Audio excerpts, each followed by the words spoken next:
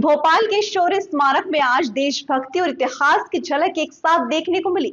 मुख्यमंत्री डॉक्टर मोहन यादव ने भारत माता की प्रतिमा पर पुष्प अर्पित कर नमन किया और नवनिर्मित डिजिटल लाइब्रेरी का शुभारंभ किया। इस दौरान उन्होंने स्वतंत्रता संग्राम से जुड़े डिजिटल सामग्री और लाइब्रेरी की व्यवस्थाओं की जानकारी ली। मीडिया से बातचीत में मुख्यमंत्री ने हर घर तिरंगा अभियान को देश भर में राष्ट्रभक्ति का उत्साह बताया। साथ ही विभाजन विभीषिका दिवस पर 1947 के दर्दनाक दौर को याद करते हुए एकता, भाईचारे और देश की एकजुटता मजबूत करने की बात कही। मुख्यमंत्री ने बताया कि आज बड़वानी में जन विश्वास अभियान में भी शामिल होंगे। मुख्यमंत्री ने इस दौरान और क्या कहा, सुनिए।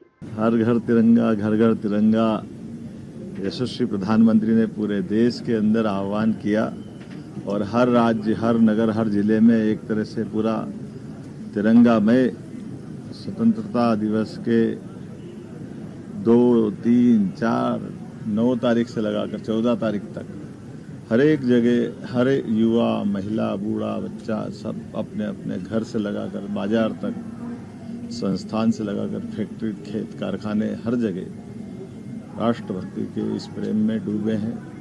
मेरी अपनी ओर से सबको बहुत बहुत बधाई। मैं खुद आज 14 अगस्त विभाजन की विभीषिका का ये दिन, जब हमारे अपने देश के अंदर 60 लाख से ज़्यादा शरणार्थी अपना सब कुछ छोड़ करके यहाँ आए, 1.5 से 2 करोड़ से ज़्यादा शरणार्थी यहाँ से निकल करके पाकिस्तान पहुँचे।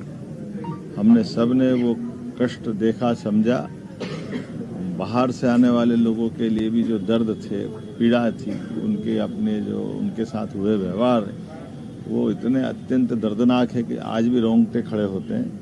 मैं अपने उन सारे अमर शहीद सेनानियों को स्मरण करते हुए इस विभाजन की विभीषिका के लिए तत्कालीन सरकार और अंग्रेज दोनों को इस तरह से देखता हूं, जिसके कारण से अतीत की ये भीषण त्रासदी इतिहास की सबसे बड़ी त्रासदी बनी है। हम सब परमात्मा से कामना करें जीवन में कभी ये दोबारा ना आए और जो बीता कष्ट है उस कष्ट को सदैव स्मरण रखे।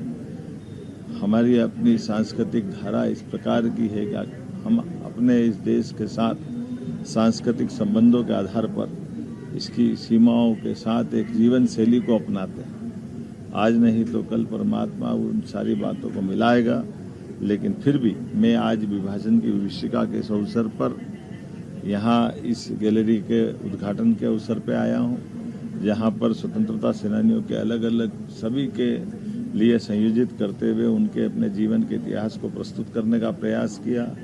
स्वामी विवेकानंद की एक वीथिका है, जिसके माध्यम से विवेकानंद जी ने अपने जीवन काल के विभिन्न पक्षों को विश्व के विभिन्न हिस्से और देशों में गए उनके उस घटनाक्रम का जो उनके सहयोगी, उन सबका भी विस्तृत चित्रण यहाँ मिलता है। साथ ही साथ नेताजी सुभाष चंद्र बोस ने जो आज़ाद हिंद फौज बना करके सरकार का गठन किया, अपने देश से लगाकर जापान तक जाने की उनकी विभिन्न कठिनाई वाली यात्राएं, लेकिन उनका योगदान स्मरण करने के लिए उन चीज़ों को संयोजित किया। अलग अलग प्रवासी भारतीयों ने जाकर अपने देश का जो अलग जगाया, कई देशों के अंदर जाकर के आज़ादी की जो ललक दिखाई, वो सारी बातों को अगर देखें तो हमको गर्व होगा। हमारा संघर्ष का वो समय जिसमें हमारे सभी हुतात्माओं ने, तत्कालीन राष्ट्रभक्तों ने, स्वतंत्रता सेनानियों ने जो अपनी भूमिका अदा की, वो सदैव स्मरणीय है, वंदनीय है। मैं आज उन सबको नमन करता हूँ। मध्य प्रदेश सरकार की ओर से माननीय प्रधानमंत्री जी के इस आह्वान के साथ कि कल 80वां जब हम स्वतंत्रता दिवस मनाएंगे, तो इस दिवस को मनाते हुए हमारे जीवन में हम परमात्मा से कामना करें, भारत सबल सक्षम बने, तमाम अतीत की कठिनाइयों से सबक लेते हुए भविष्य में दोबारा इन सारी चीज़ों से हमारा कभी सामना न होने पाए।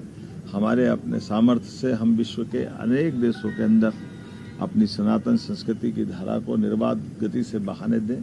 मेरी अपनी ओर से एक बार फिर इस अच्छी वीथिका के लोकार्पण के लिए संस्कृति मंत्रालय को बधाई।